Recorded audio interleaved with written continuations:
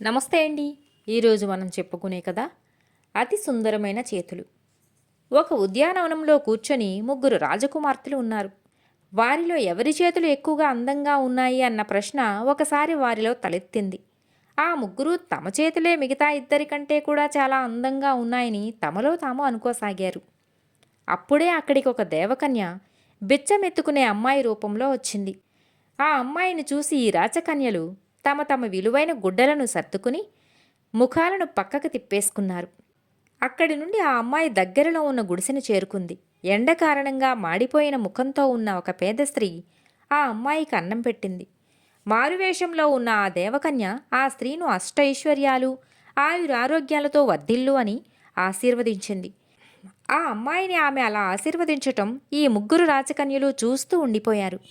బిచ్చగత్తె రూపంలో ఉన్న ఆ దేవకన్య తన నిజరూపం ధరించి తన తోటి వారికి సహాయపడటానికి సిద్ధంగా ఉన్న చేతులే అతి సుందరమైన చేతులు అని ఆ ముగ్గురితో చెప్పి దేవకన్య కనుమరుగైపోయింది. ఇతరులకు సహాయపడటంలోనే సుందరము గొప్పతనము ఉన్నవి. ప్రతిఫలం: గోవిందరావు అనే గొప్ప ధనవంతుడు ఉండేవాడు. ఆయనకు ఇద్దరు కుమారులు. ఒక రోజున ఆయన భార్యతో రైలు ప్రయాణం చేస్తూ కొడుకులిద్దరినీ స్టేషన్లో తమను కలుసుకోవలసిందిగా జాబు రాశాడు.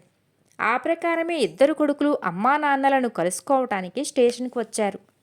పెద్ద కొడుకు వస్తూనే వారికి నమస్కరించి రైలు ప్రయాణం సుఖంగా జరిగిందా అంటూ కుశల ప్రశ్నలు వేశాడు. రెండవ కొడుకు మాత్రం వారిని ఏమాత్రం గౌరవించకుండా వెళ్ళిపోతున్న రైలుకు చేయి ఊపుతూ టాటా చెప్పాడు. ఇది చూసి గోవిందరావు చాలా బాధపడ్డాడు. ఆయన భార్య మాత్రం, ఏముంది, వాడు చిన్నవాడు కదా, ఎందుకంత బాధపడతారు, పెద్దయ్యాక వాడే నేర్చుకుంటాడు అని సర్ది చెప్పబోయింది. అది విని ఆయన ఇలా అన్నాడు, అది కాదు నా బాధ. వీడు నాకు నమస్కారం చేసినా చేయకపోయినా నాకు వచ్చేదేమీ లేదు. మంచి మర్యాదలు తెలుసుకోకపోతే భవిష్యత్తులో వీడు ఎలా పైకి వస్తాడా అనేదే నా విచారం.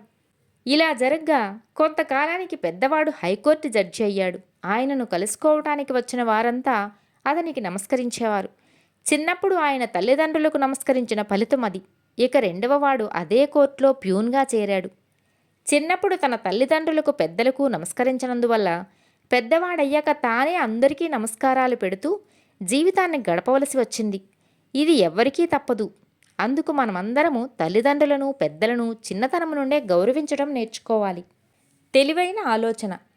ఒక ఊళ్ళో ఒక రైతు తన కొడుక్కి శ్రమ అని తలచక ఇంట్లో పని పాటలు బాగా చేసుకునే ఒక మంచి పిల్లతో పెళ్లి చేయాలనుకున్నాడు. తన ఎద్దుల బండి నిండా రేగుపళ్ళు నింపుకొని చుట్టుపక్కల ఉన్న గ్రామాలలో అమ్ముకోవడానికి బయలుదేరాడు. వీధుల వెంట బండిని తోలుకుంటూ పల్లో పళ్ళు రేగుపళ్ళు, చెత్తకు పళ్ళు అని అమ్ముకుంటున్నాడు. చెత్తకు పళ్ళు అంటూ అమ్మసాగాడు. ప్రతి ఇంట్లోని ఆడవాళ్ళు, ఆడపిల్లలు, ముసలమ్మలు అందరూ త్వర త్వరగా తమ తమ ఇళ్లను వాకిళ్లను ఓడ్చడం మొదలుపెట్టారు. చెత్త పోగు చేసి ఎవరికి వీలైన దాంట్లో వారు దాన్ని ఎత్తారు.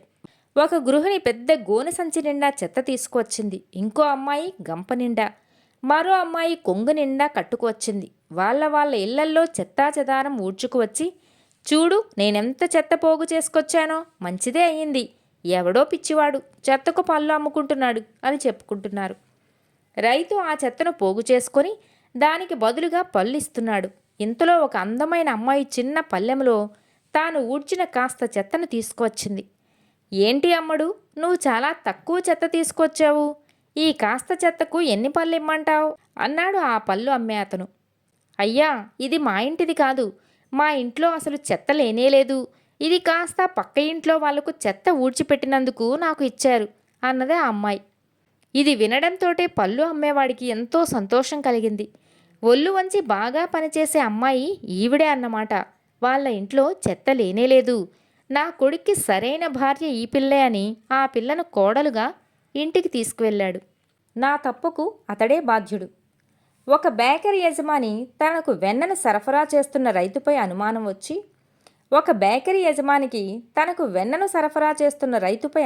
వచ్చి అతను తెచ్చిన వెన్నను తూకం వేయించాడు. ఆ అనుమానం నిజమైనదే. వెన్న బరువు తగ్గినది. యజమాని రైతుపై కోపం వచ్చి పోలీసులకు ఫిర్యాదు చేసి అరెస్టు చేయించాడు. కేసు విచారణకు వచ్చింది. నీ దగ్గర తూకం రాళ్ళు ఉన్నాయనుకుంటున్నాను అని జడ్జి రైతును ప్రశ్నించాడు. లేవు అని రైతు సమాధానం చెప్పాడు. మరైతే వెన్నను నువ్వు ఎలా తూచేవాడివి అని జడ్జిగారు అడిగారు. బేకరీ కొట్టు యజమాని నా వద్ద నుండి వెన్న కొనడం ప్రారంభించినప్పటి నుండి అతని వద్దే నాకు కావలసిన బ్రెడ్ను కొనాలని నిర్ణయించుకున్నాను. ఆనాటి నుండి ఆయన అమ్మే ఒక పావు కిలో బ్రెడ్ను తూకంగా వాడి నేను వెన్న అమ్మడం ప్రారంభించాను.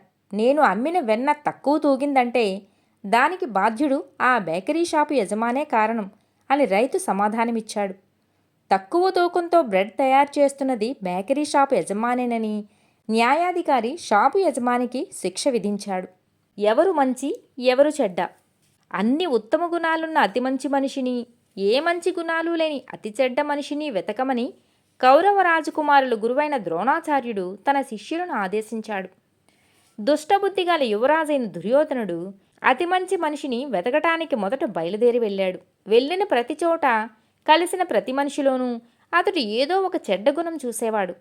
తన తల్లిదండ్రులతో సహా దోషరహితులు ఎవరూ అతడికి కనిపించలేదు. కానీ తనను గురించి తను ఆలోచించుకున్నప్పుడు అతడికి తనలో అన్ని సుగుణాలు కనిపించాయి. వెంటనే ద్రోణాచార్యుడి వద్దకు వచ్చి ప్రపంచంలో అందరికన్నా తానే అతి మంచివాడినని తెలుపుకున్నాడు. తనతో పోల్చి చూస్తే ఇతరులలో ఏదో ఒక దోషం ఉందని ద్రోణాచార్యునికి చెప్పాడు. మరొక పక్క అన్ని సద్గుణాలున్న పాండవ జ్యేష్ఠుడైన ధర్మరాజు ప్రపంచంలో అతి చెడ్డ మనిషి తాను మాత్రమేనన్న నిర్ణయానికి వచ్చాడు. వాస్తవానికి ఆ కాలంలో అన్ని సద్గుణాలు ఉన్న వ్యక్తి ధర్మరాజు మాత్రమే. అయినా అతడు తనలో ఉన్న దోషాలను, ఎదుటివారిలో మంచి గుణాలను చూడగలిగాడు. తన వినయ విధేయతల కారణంగా, తన నిజాయితీ కారణంగానే అతను అలాంటి నిర్ణయానికి వచ్చాడు ధర్మరాజు. ధర్మరాజు మాటలు విన్న ద్రోణుడు చాలా సంతోషపడ్డాడు. కాలక్రమంగా ధర్మరాజు సకల సద్గుణ సంపన్నుడిగా గుర్తింపబడ్డాడు. కానీ దుర్యోధనుడు మాత్రం చెడుగుణాల పుట్టగా తనను తాను నిరూపించుకున్నాడు. కథ సమాప్తం.